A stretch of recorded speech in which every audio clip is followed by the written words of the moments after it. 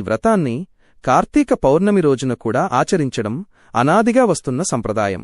ఈ కథ విన్నవారికి, వ్రతం ఆచరించిన వారికి శివపార్వతుల అనుగ్రహంతో అష్టైశ్వర్యాలు, దీర్ఘసుమంగళి యోగం, దాంపత్యబంధం మరింత పటిష్టమై కోరిన కోరికలు నెరవేరుతాయని సూతుడు శౌనకాది మహర్షులకు చెప్పి ముగించారు. పూర్వకాలంలో ఒక గ్రామంలో ఒక పేద బ్రాహ్మణుడు ఉండేవాడు. అతనికి పుణ్యవతి మరియు భాగ్యవతి అని ఇద్దరు కుమార్తెలు. పెద్ద కూతురు పేరు పుణ్యవతి.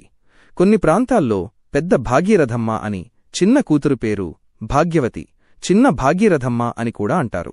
ఒకసారి పుణ్యవతి, భాగ్యవతి తమ తండ్రి దగ్గరకు వెళ్లి, తండ్రీ, కార్తీక పౌర్ణమి వచ్చింది. మాకు అన్ని సౌభాగ్యాలను ఇచ్చే శ్రీ కేదారేశ్వర వ్రతాన్ని మాకు ఉపదేశించండి అని వేడుకున్నారు. ఆ బ్రాహ్మణుడు, అమ్మలారా, నేను చాలా పేదవాడిని. ఈ వ్రతానికి కావలసిన 21 రకాల పిండి వంటలు, పూజా సామగ్రిని నేను సమకూర్చలేను అని నిస్సహాయత వ్యక్తం చేశారు. అప్పుడు ఆ ఆడపిల్లలు, తండ్రీ, భక్తి ఉంటే చాలు, లభించిన దాంతోనే వ్రతం చేస్తాము, మాకు వ్రత విధానాన్ని చెప్పండి అని పట్టుబట్టారు. వారి కోరిక మేరకు బ్రాహ్మణుడు వారికి కేదారేశ్వర వ్రత విధానాన్ని, తోరం కట్టుకునే పద్ధతిని వివరించారు. పుణ్యవతి, పెద్ద భాగీరథమ్మ వ్రతాచరణ. పెద్ద కూతురు పుణ్యవతి తన తండ్రి మాట విని నిష్ఠతో, శ్రద్ధతో, తనకున్న కొద్దిపాటి సామగ్రితోనే నియమనిష్ఠలతో శ్రీ కేదారేశ్వర వ్రతాన్ని ఆచరించింది. 21 పాయల తోరాన్ని ధరించి ప్రతి సంవత్సరం శ్రద్ధగా నోమునోచింది. ఆమె భక్తికి మెచ్చి కేదారేశ్వరుడు, శివుడు ఆమెకు అష్టైశ్వర్యాలు, అంతులేని సౌభాగ్యాన్ని ప్రసాదించారు. కాలక్రమేణా ఆమెకు ఉజ్జయినిపురాన్ని పాలించే గొప్ప రాజుతో వివాహమై ఆమె మహారాణి అయ్యింది. భాగ్యవతి, చిన్న భాగీరథమ్మ వ్రతాచరణ. రెండవ కూతురు భాగ్యవతి కూడా మొదట్లో శ్రద్ధగానే వ్రతం చేసింది. ఆమె కూడా త్వరలోనే ఒక ధనిక వ్యాపారవేత్తను వివాహం చేసుకుని అపారమైన సంపదకు అధికారిణి అయ్యింది. అష్టైశ్వర్యాలు ఆమెకు చేకూరాయి. అయితే సంపద పెరిగే కొద్దీ ఆమెకు అహంకారం పెరిగింది. ఈ వ్రతమేమిటి? ఈ నోమేమిటి? దీనివల్ల నాకేం కలిగింది? ఇదంతా నా అదృష్టమే అని భావించి అహంభావంతో వ్రతాన్ని మధ్యలోనే విడిచిపెట్టింది.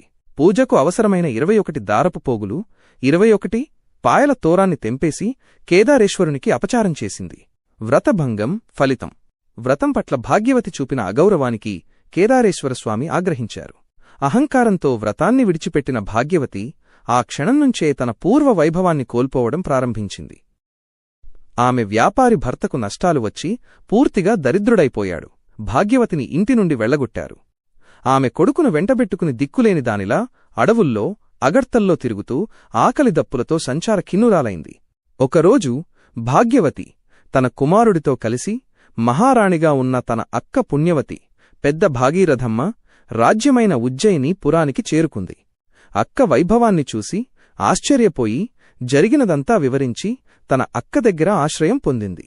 అప్పుడు అక్క పుణ్యవతి తన చెల్లెలు భాగ్యవతికి ఈ దరిద్రమంతా కేదారేశ్వర వ్రతాన్ని మధ్యలో విడిచిపెట్టడం వలనే వచ్చిందని చెప్పి ఆమెకు మరలా వ్రతం ఆచరించే విధిని వివరించి వ్రత సామగ్రిని ఇచ్చి నిష్ఠగా పూజ చేయమని ప్రోత్సహించింది. తిరిగి వ్రతాచరణ ఫలితం. భాగ్యవతి తన అక్కమాట మేరకు కష్టాలెన్ని ఉన్నా నిష్ఠగా, భక్తితో మళ్లీ శ్రీ కేదారేశ్వర వ్రతాన్ని ఆచరించింది. అహంకారాన్ని విడిచిపెట్టి స్వామిని మనస్ఫూర్తిగా ప్రార్థించింది. ఆమె పశ్చాత్తాపాన్ని, భక్తిని చూసి పరమేశ్వరుడు మళ్లీ కరుణించి ఆమెకు పోయిన ఐశ్వర్యాన్ని, సౌభాగ్యాన్ని తిరిగి ప్రసాదించారు. ఆమె భర్త కూడా తిరిగి వచ్చి పూర్వ వైభవాన్ని పొంది ఆమెతో సుఖంగా జీవించాడు. ఈ కథను విన్నవారికి, వ్రతం ఆచరించిన వారికి ఏ లోపం రాదు, అహంకారం దూరమవుతుంది, అష్టైశ్వర్యాలు, సుఖసంతోషాలు లభిస్తాయని ఫలశ్రుతి. కథ పూర్తయిన తర్వాత ఓం శ్రీ కేదారేశ్వర స్వామినే నమః అని భక్తులతో చెప్పించండి.